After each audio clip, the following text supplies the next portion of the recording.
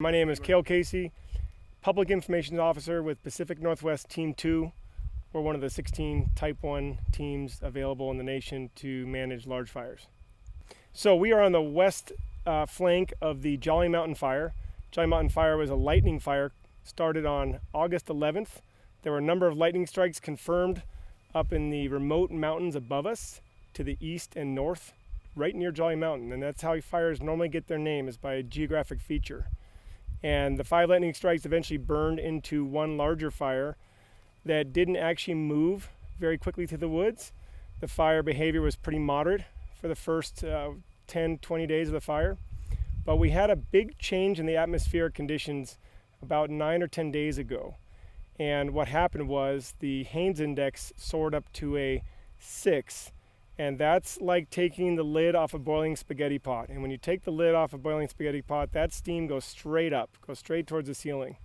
And what happens on large fire growth days is it's like the upper atmosphere invites the fire to pull upwards all the way through all the atmospheric layers and create a massive conflagration. And when fire does that, as it's done a lot lately in the last 10 days around the western states, it can grow miles in a single day.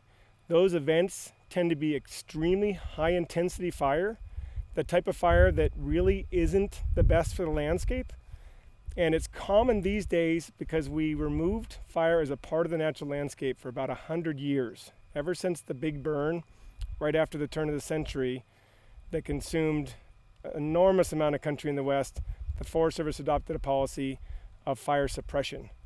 And that's when everybody started to run for their tools, get their Pulaskis, and head right out and try to take care of every single wildfire in the country. And what that did was it allowed for an enormous amount of fuel buildup in the woods. Trees that would have normally burned on lower intensity regular fire intervals didn't. And they started stacking up. And then the beetle kill problem of the last 2 decades compounded the problem.